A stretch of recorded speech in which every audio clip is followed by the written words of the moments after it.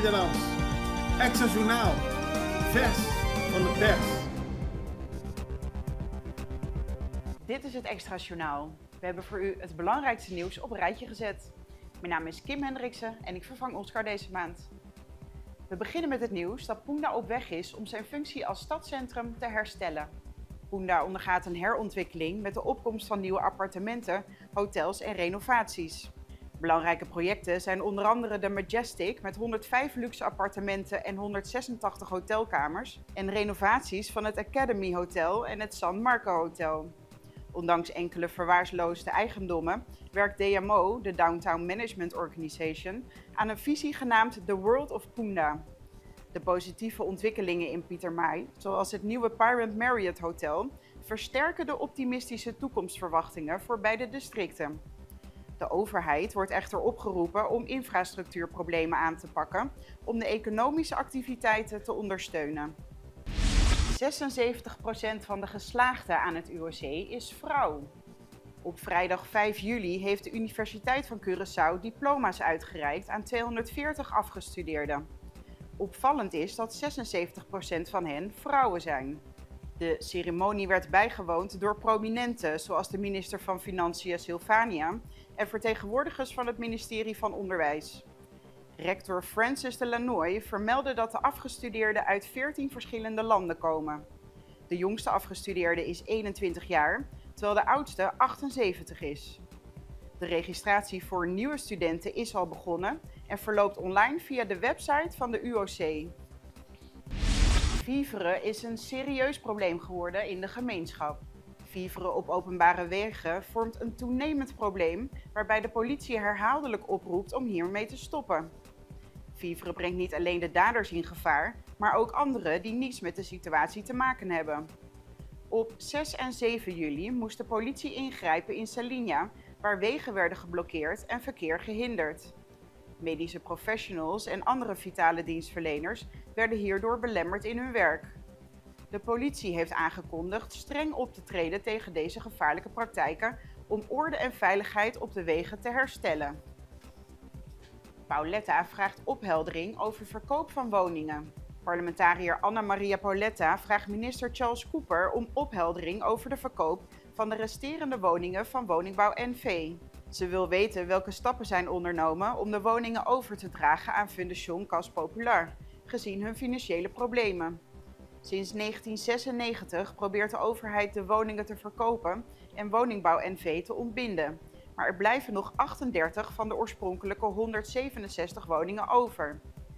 Pauletta benadrukt dat er nog geen duurzame oplossing gevonden is voor de resterende woningen.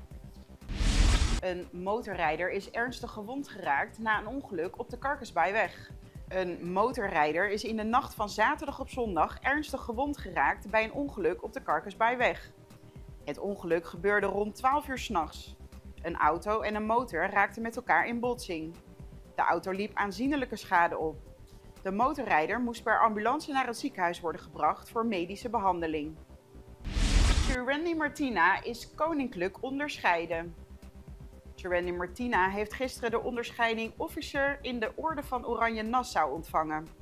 Het lintje werd uitgereikt tijdens de laatste deelname aan de FBK Games in Hengelo. De Curaçaose atleet wordt geëerd voor zijn bijdrage aan de Nederlandse sport. Martina staat bekend om zijn prestaties op de 200 meter. De sprinter kreeg het lintje in bijzijn van zijn familie, die speciaal zijn overgevlogen uit Curaçao. Tijdens de FBK Games nam de 40-jarige Martina afscheid van zijn fans en collega-atleten. Al heeft hij nog één wens: meedoen aan de 6e Olympische Spelen. En dan gaan we even naar een break. Extra in Nederland. Van Amsterdam tot Arnhem, van Groningen tot Maastricht, Extra is erbij. Volg Extra Digitaal en blijf op de hoogte van de belangrijkste ontwikkelingen in Nederland. Extra Digitaal is te zien op verschillende platforms en kanalen zoals WhatsApp, YouTube, Facebook, Instagram en ook TikTok. Wilt u ons op de hoogte brengen van een evenement of iets doorgeven? Neem contact op via WhatsApp, e-mail, Facebook of bel gewoon 06 1364 2945. Volg of abonneer je op Extra Digitaal. Klik aan en volg ons.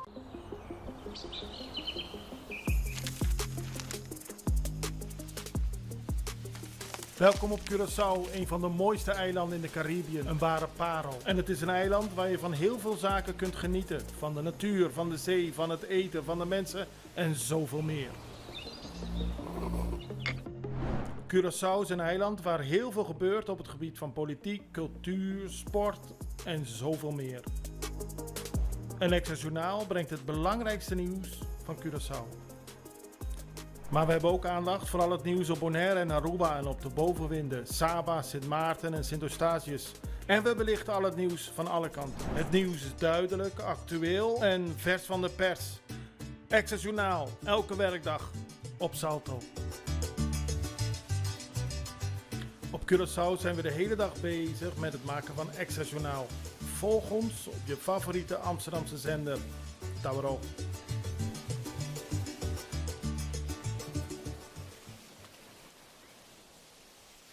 En we zijn bij u terug met het internationale nieuws. We beginnen met Aruba. Aruba heeft afgelopen weekend een lichte beving gevoeld. Aruba werd zaterdagochtend vroeg opgeschrikt door een lichte aardbeving. De meteorologische dienst van Aruba bevestigde dat de aardbeving een kracht van 3 had op de schaal van Richter. De beving werd gevoeld om 7 minuten voor 6 ochtends met het epicentrum 49 kilometer ten westen van Puerto Vigo in de staat Falcón. De beving was oppervlakkig, bijna aan de oppervlakte. En dan gaan we door met nieuws uit Nederland. Veel Curaçaose verdachten in de Nederlandse strafbanken lijden aan schizofrenie. De rechtbank in Rotterdam in Nederland heeft recentelijk een man van Curaçaose afkomst veroordeeld tot 200 dagen gevangenisstraf, deels voorwaardelijk voor wapenbezit. Uit psychiatrisch onderzoek bleek dat de verdachte aan schizofrenie lijdt en marihuana gebruikt om zijn angst te verminderen. De rechtbank constateerde dat veel Curaçaose verdachten kampen met mentale problemen, werkeloosheid en drugsmisbruik.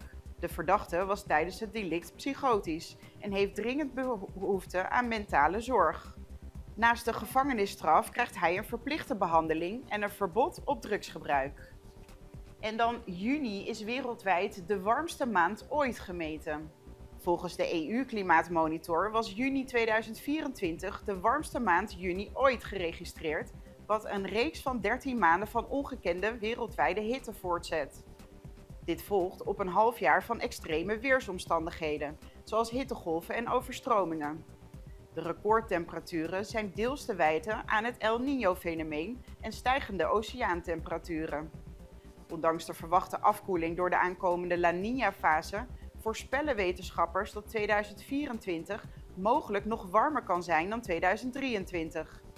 De gemiddelde wereldtemperatuur in de afgelopen 12 maanden was 1,64 graden boven het pre-industriële niveau. En dit was het nieuws. Wij zijn er morgen weer en ik hoop u ook. Tot morgen!